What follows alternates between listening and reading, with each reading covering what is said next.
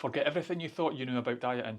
2025 is going to be about building your very own diet and not following someone else's, and I'm here to help out. In this video I'm going to explain to you why my advice will help you create your very own successful bespoke diet in 2025 and it actually succeeding. You might also be asking, why do I need to build my own diet, James? Because you're that lazy. I'm joking. I will answer that too. And finally, I'll give you some guidance on how to do it. And I'll try and put your mind at ease as well if this sounds too difficult. So let's get started. Now before we begin, I can read your mind already, because you're thinking, I am in fact, James, a lazy twat. Why don't I just get a PT to build one for me? Which is a very good question, and justifiable too. You're more than welcome to go ahead and do that, but where has that got you in the past? Also, do you really want to leave your diet to some wallopers who encourage you to eat butter for breakfast, or put it in their coffee? Or PTs who point their bumhole at the sun because it absorbs vitamin D quicker? Apparently. I cannot vouch for that. Most of us are stubborn creatures and we like to do things on our own. We're terrible for admitting that we need help, but also we do love the reward of doing something monumental and discovering something on our own. It is absolutely possible for you to make your own one, providing you have the right guidance. But on the flip side of that, building a diet yourself can be daunting and opens yourself up to failing with no support. But if you do it on your own, because you maybe can't afford a PT, or you've had a bad experience with one in the past, because now you can't trust them, or you know some of them promote absolutely shocking advice, so bad that my 5-year-old has better nutrition knowledge than some of them. So you may be apprehensive about hiring another one. But I would argue that building your own diet is one of the best things you will ever pursue and achieve, because a successful diet is the foundation of anything good that you do in your life. If you think of your family, work, exercise, hobbies, being present, your mental health, stress, sleep, you name it, your diet affects all of them. Another reason is you simply might not be in a position to afford one right now. And you might be later, but if you learn the simple steps, you may never need a PT again. Or you could eventually sign up to one and say, by the way, I actually know a lot about this. All I'm needing is some accountability. You'll be ready to get started from the go, rather than it taking a few weeks to get you started. You'll be a PT's dream client and actually make meaningful, sustainable changes very quickly. So then, why should I build my own? Sell it to me, James. The biggest reason is you'll make the rules or the guidelines. I liken you following someone else's diet that's getting pushed on you, like renting a flat or hiring a car. Yeah, it's nice and it might suit you, but it's not actually yours, is it? You can't really do anything to either of them because it's not really yours to own or change. You'll never be able to put all the mirrors up in this bedroom so you can Patrick Bateman your partner. But if you make your own bespoke diet around your individual needs and your hectic lifestyle, you'll do things like decide what food you fancy eating, within reason of course, what time you eat them, when to change it up if something major crops up, like work or meetings or having to travel or your kid's not feeling well. You can shift calories if you're having a stressful day and you don't have time to eat. You can move gym days about to suit your busy lifestyle. There's nothing worse than planning to go to the gym than something coming up and you think, well, that is this week ruined, and sacking it off for the rest of the week. Just simply move that day to another day that suits. This new diet that you should be creating will be built around your life, not the other way around. And having this flexible approach means your diet and exercise changes just as much as your hectic life does. You move the goalposts when it suits, because nobody else's life is exactly the same. And if you adopt this approach, it means you will technically never fail your diet.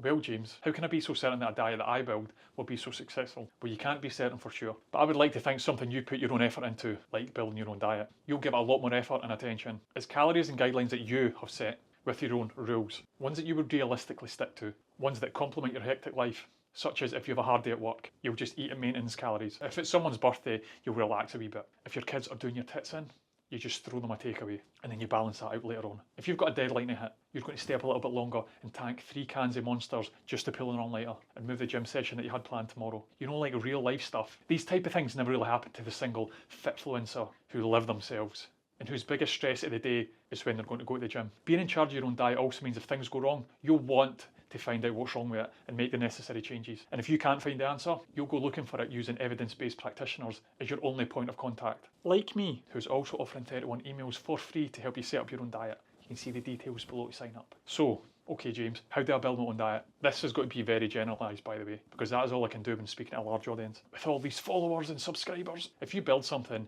you're hopefully going to be emotionally invested in it. Think of people who build cars or who write a book, but doing that with your diet. But I would say the diet is more important than anything else. It is your livelihood and also influences every single decision you make in your life. But similar to building your own car or writing a book, you factor in your life the most important things of your day, like the non-negotiables such as family, work, sleep, etc. Or you should do anyway. And then you allocate your free time and energy to the book or the car. And this would be the same idea with your diet or your exercise. First off, I'd look at your week and factor in your non-negotiables, and then build your diet and exercise around that. So you'd figure out your rough calories, and if you're heading out for the weekend, or tend to relax at that time, start there because that's when you've got to be tanking the most calories. And you're building your food and your drink, etc. And then figure out if you've got to be making meals for your lunches at work. When's family time going to be? Do you need a quick breakfast or can you sit down and have one? What favourite foods are you wanting to eat? Then you know when your free time is to meal prep or go to the gym or go for a walk, etc. Strip everything back and work from the ground up. Weekdays tend to look after themselves for most of you. We can get in a very good routine on our weekdays, but it's the weekend where most people balls up because that's when they have no structure, which is why we're putting our emphasis there. Simply plan your week ahead and then review it on a weekly basis. And yes, sometimes things won't work out like that and you'll need to think on the go. But if you stick around over the next few weeks, I'll explain how you can be completely flexible with your day and your diet so you never fail. And at least if you balls up, you'll hopefully then have it in you to figure it out. A bit like a bank account. You can't look at your bank account and say, my God, somebody has been spending my money, when it was blatantly you, unless you have like a crazy ex with your card details. But that would still be your fault. But with overspending in your bank account, you would look into where the potential issues could lie, wouldn't you? I hope so anyway. Oh, but James, this sounds a bit daunting.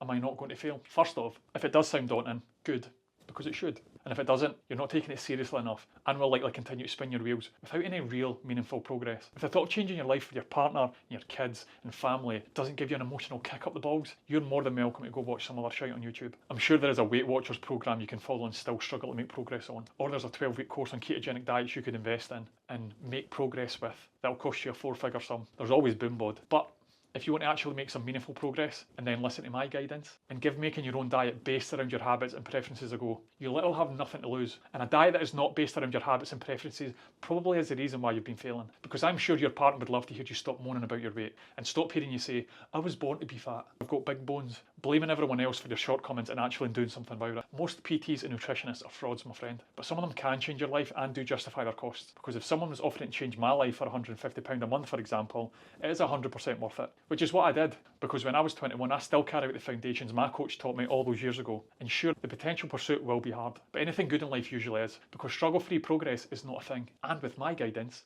you won't go far wrong. But what will be harder on everyone around you is if you don't do something meaningful about it. Because otherwise they're just got to listen to you whine and bitch about your weight for the rest of their lives. And let's be honest, there does come a slight risk with doing things yourself, like getting things wrong, inexperience, lack of guidance if you don't reach out. And this won't be without bumps in the road, but I didn't say it was perfect. What I'm saying is you should care enough to actually try this. And you should care more if something goes wrong and want to right that wrong. And at the beginning you'll likely balls up more often. And ballsing it up means there's more excuses to give up and bottle it. And they will be justifiable in your head. But that happens when you start something new. But getting back on it ASAP, I promise you the rewards are even greater doing it yourself. Because you've not spent a boatload of money on PTs. Especially useless ones that only promote eating carnivore diets or juicing diets. There are definitely PTs out there that are worth our money. But unfortunately that is not the case for all. Right, James, why should I trust you then, as a fully qualified nutritionist? Remember, I've created a bunch of emails to help you out. It's simply 31 ways in 31 days to build your own successful diet. It covers everything from creating your own diet, how to factor in your favourite meals, shopping, cooking in the kitchen, how to include social occasions, basically creating a foundation of success. And the link is below now for you. If that doesn't show you my commitment to help you, I'm not really sure what else will. But maybe this might help actually, because inevitably what happens to most of you out there is you will fail your diet. It will happen, and you might not know what to do. So there's a video here actually explaining why you might be failing, and it will also help you never do it again. Anyway, I hope this helps, and I'll see you in the next video.